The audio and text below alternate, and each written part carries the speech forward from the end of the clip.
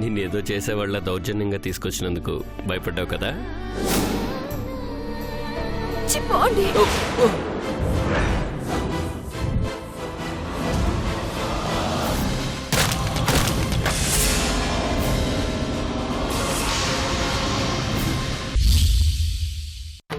అయ్యో వదినా, నేను చెప్పిన దాంట్లో నిజమెంతుందో తెలుసుకోవటం మానేసి నన్ను అపార్థం చేసుకుంటావేంటి?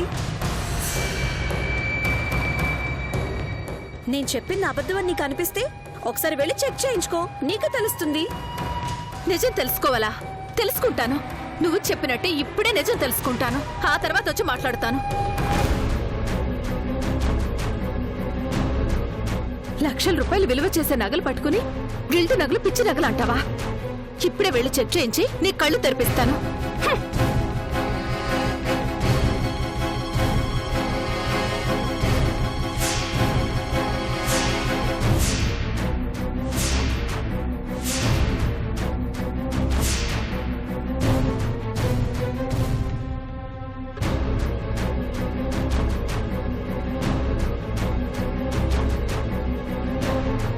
గిల్టు నగలంటే గిల్టు నగలు నోటికి ఎంతొస్తే అంత అనేయడమేనా?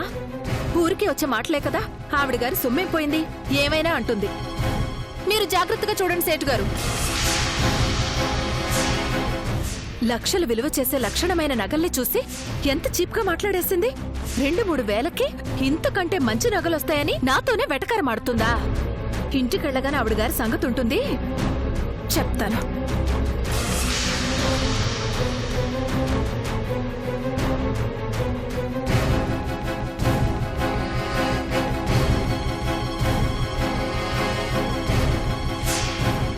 ఈ బంగారు నగలని ఎవరు చెప్పారమ్మా?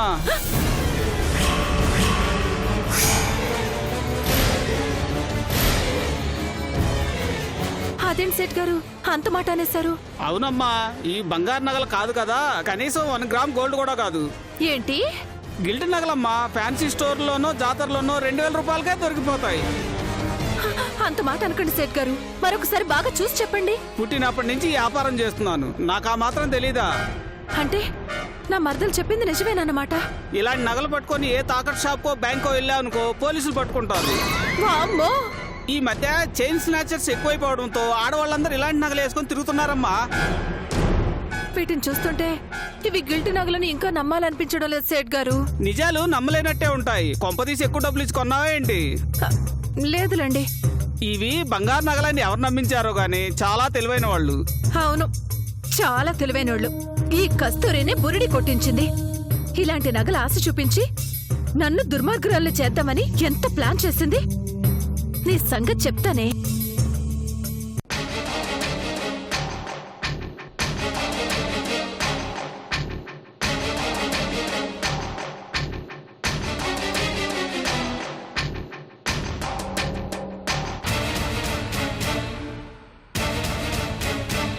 ఒక అబద్ధంతో ఒక పసిబిడ్డ ప్రాణాలు కాపాడారు.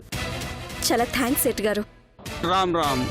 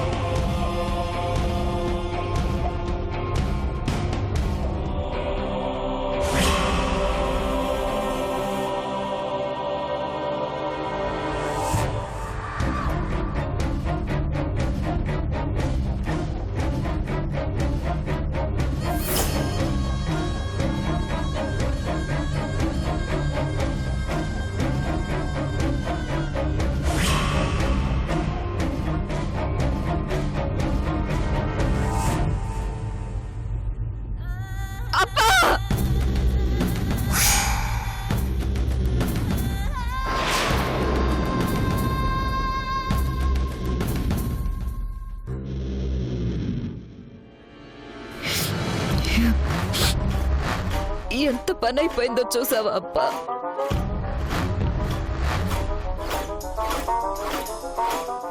చూడప్పా చూడు.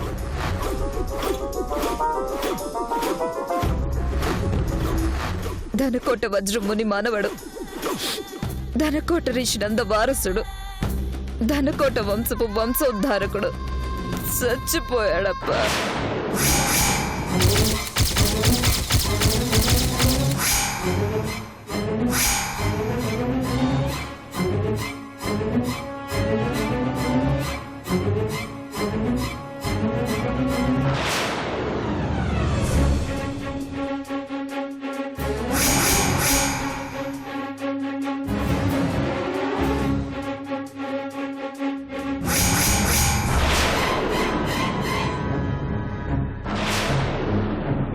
బతికున్నంత కాలం నా మనవడు అంటూ కలవరించావు.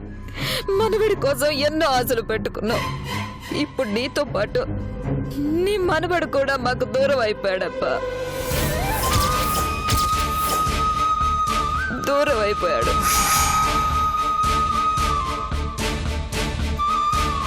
శ్వేత చేతిలో చనిపోతున్న నేను అదే శ్వేత కడుపులో మళ్ళీ ఊపిరి పోసుకుంటానని చెప్పావు. కానీ ఆ దరిద్రపది ఏం చేసిందో తెలుసా? మనింటి వారసుడిని తీసుకెళ్లి ఎవరో ముక్కు మొహం తెలియని వాళ్ళ చేతిలో పెట్టి బిడ్డని ఇలా బలి చేసేసింది. కొడుకుని తెచ్చుకోవడానికి కోటి ఆశలతో వెళ్ళిన నా తమ్ముడు కొడుకు శవాన్ని చూసి తట్టుకోలేకపోయాడు. హాస్పిటల్లో చావు బతుకుల మధ్య పోరాడుతున్నాడు. రేపు తమ్ముడికి జరగరాందేదైనా జరిగితే తండ్రిని తమ్ముడిని మేనల్లుడిని కోల్పోయిన నేను ఎలా బతకగలనప్పా? బాబు ఎక్కడికి వస్తున్నావు? అసలు తల్లివేనా నువ్వు? నా బాబు నేను చూడాలి. ఏం చూస్తావే? సవన్నీ ఏం చూస్తావు? లేదు, నా బాబుకేం కాలేదు. నా బాబు చచ్చిపోలేదు. నువ్వే చంపేశావు.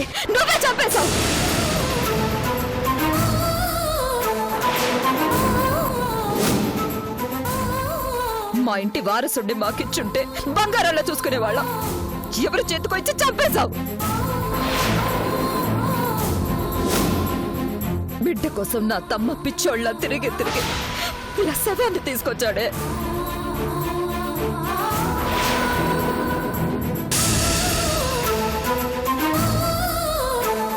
మా అప్ప చనిపోయాడన్న బాధని మర్చిపోకముందే మరో విషాదాన్ని మిగిల్చావు కదే.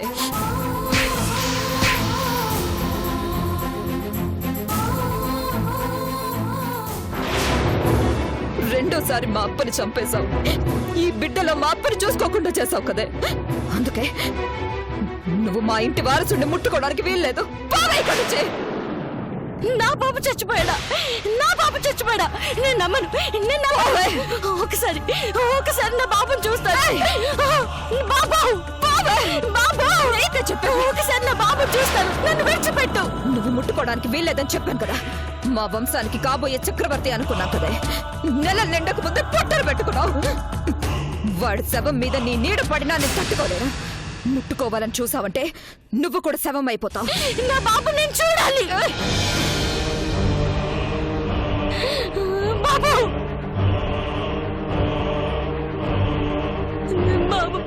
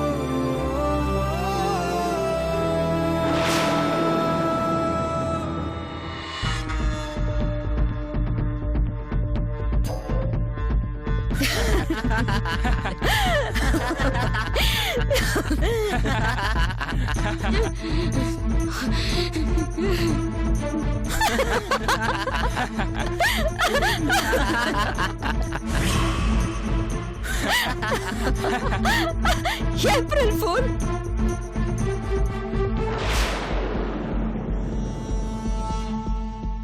అరే, ఇది ఏప్రిల్ నెల కాదు కదా? ఏ నెల అయితేనే? నెలల నిండని బిడ్డ చనిపోయాడని చెప్పగానే నమ్మేసి ఫుల్ అయిపోయావు కదా, అది చాలు.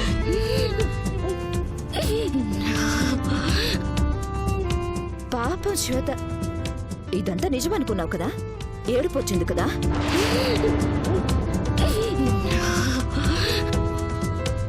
బాగా భయపడ్డావా? భయపడకు, మా ఇంటి వారసుడు చచ్చిపోలేదు, అందుకే నువ్వు ఇంకా బతికే ఉన్నావు. చూడు శ్వేత, ఎవరో పరాయి వాళ్ళకి మనంత జాగ్రత్త ఉండదు. బిడ్డని మనం చూసుకున్నంత గొప్పగా వాళ్ళు చూసుకోలేరు. వాడికి టైంకి తల్లిపాలు కావాలి, నిద్ర కోసం జోల పాడాలి, వాడి ఆలన పాలన చూడాలి.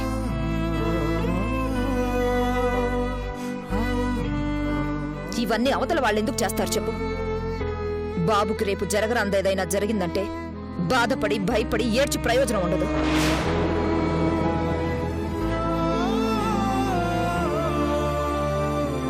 అందుకే బాబు ఎక్కడున్నాడో చెప్పు, వెళ్ళి తెచ్చుకుందాం. బాబుకి బ్రహ్మరథం పెడదాం.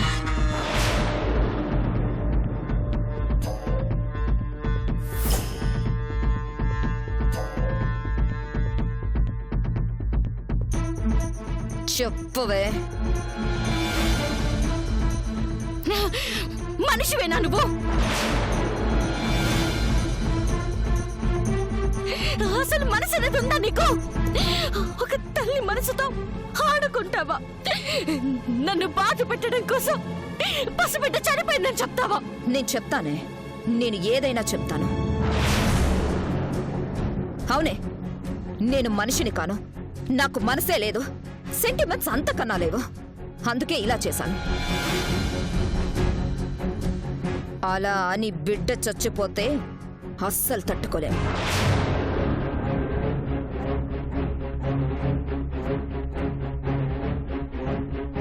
మాతో ఎంతలా ఆడుకున్నావే? చిటికలు చిటికలు వేసి వార్నింగ్లు ఇస్తావా?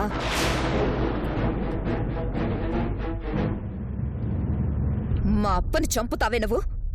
మా వారసుడు దొరకగానే నీ ఒంట్లో ఎన్ని కత్తిపోట్లు దిగుతాయో ఊహించుకోవే.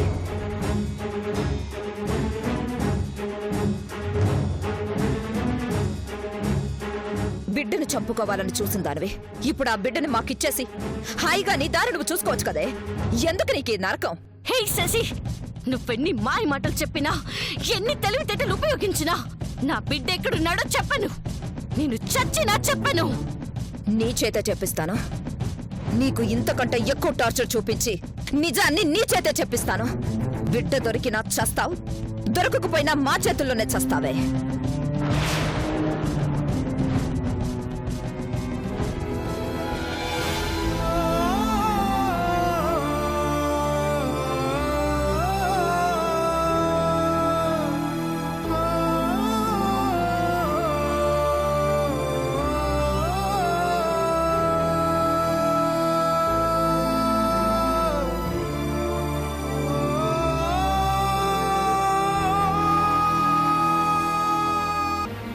మాధవి గారు, మాధవి గారు, మాధవి గారు,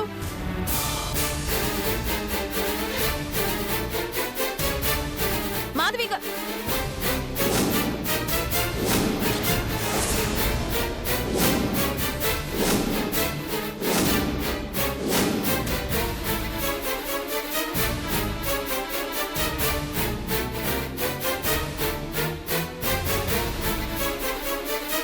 ఏంటి కస్తూరి, ఫోన్ లేకుండా నేరుగా ఇంటికొచ్చేసా?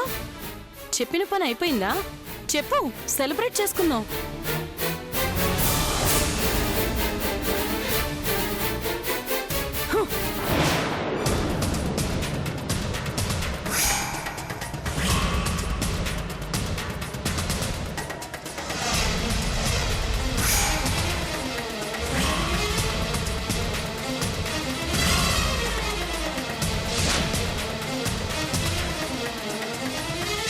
ఏంటవి?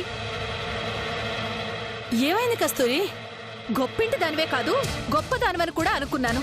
ఇలా చేస్తావని మాత్రం అనుకోలేదు. నేనేం చేశాను? గిల్ట్ నగలు నా మొహాన్ని కొడతావా? గిల్ట్ నగలా? లక్షలు విలువ ఖరీదు చేసే నగల్ని గిల్ట్ నగలంటావా? మీరు చెప్పిన మాటలు నమ్మి నేను కూడా అలాగనుకుని మురిసిపోయాను. ఇప్పుడే సేటు గారి దుకాణంకి వెళ్ళి టెస్ట్ చేయించుకున్నాం. ఇవి జాతరలో కూడా దొరుకుతాయంట కదా. అమ్మా ఏంటిదంతా? పార్దు, నువ్వు లోపలికి వెళ్ళు. మీ బండారం బయట పడిపోతుందని లోపలికి పంపించేస్తున్నారా? ఎంతమందిని మోసం చేసి ఇలాంటి ఇల్లు కొన్నారో. కస్తూరి, నువ్వేదో పొరపాటు పడుతున్నావు. అబ్బబ్బబ్బబ్బా, ఎంత బాగా నటించేస్తుందో. ఏమమ్మా, నీకేమాత్రమైన నీతి, నిజాయితీ, సంస్కారం ఉన్నాయా? పిచ్చి మొహం దాన్ని కాబట్టి ఇంత దారుణంగా మోసం చేస్తావా? నీ మాట విని ఈ నగల కాసిపడి బిడ్డను దూరం చేసేస్తుంటే ఎంత పాపం చేసిందాన్ని అయి ఉండేదాన్నో. బిడ్డను దూరం చేయడం ఏంటి? ఆహాహా, ఏమీ తెలియనట్టు నీ కొడుకు కూడా ఎంత బాగా నటించేస్తున్నాడో. అమ్మా తనకేం మాట్లాడుతుంది? బాబు పార్థు, నేను అడగాల్సిన 4 మాటలు అడిగేసి వెళ్ళిపోతాను. ఆ తర్వాత మీ ఇద్దరు మాట్లాడుకోండి.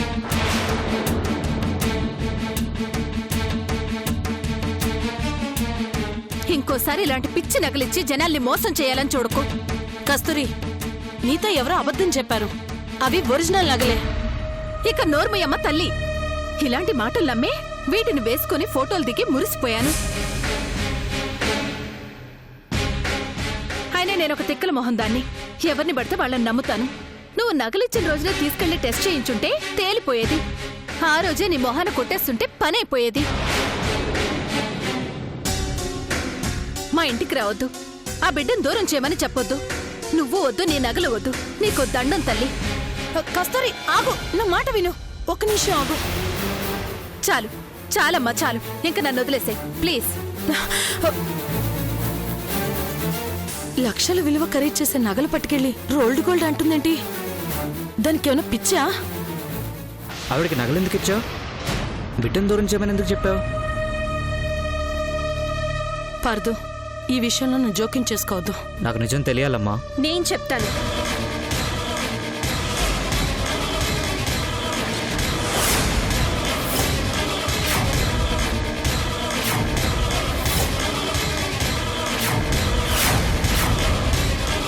చిన్న చిన్న ఆనందాలకు సంతోషపడిపోయే మా వదినకు లక్షలు విలువ చేసే నగలను ఆశ చూపించి నా ఇంట్లో ఉన్న బిడ్డని దూరం చేయమని చెప్పింది.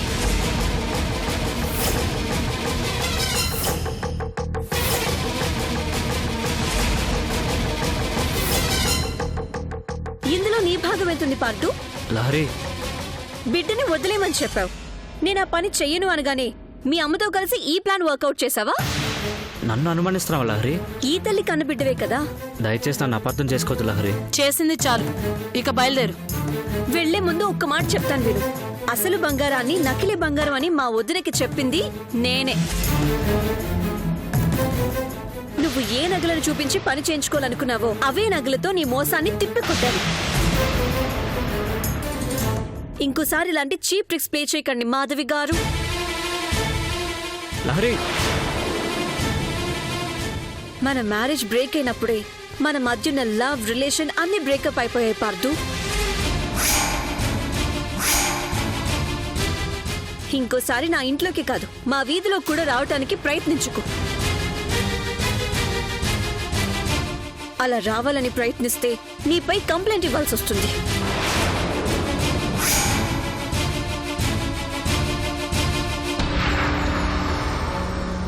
ఏంటమ్మా ఈ పిచ్చి పనులు? నేను లహరిని బాబు విషయంలో ఎలా ఒకలా కన్విన్స్ చేసి బాబుని అనాథ శరణాలయంలో జాయిన్ చేద్దాం అనుకున్నాను. కానీ నువ్వు ఒక దారుణమైన పని చేయాలనుకున్నావు. పాపం కదమ్మా.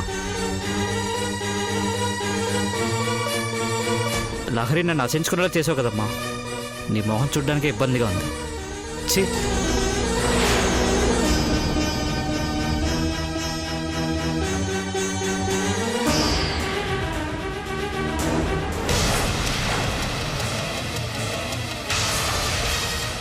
ఏ లహరి,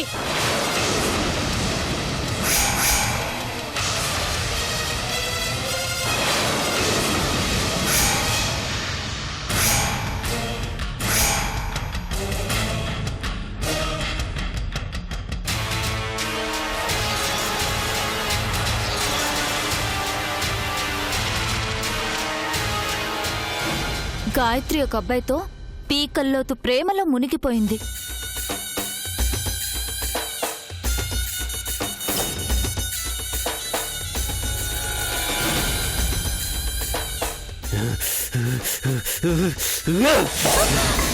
గాయత్రి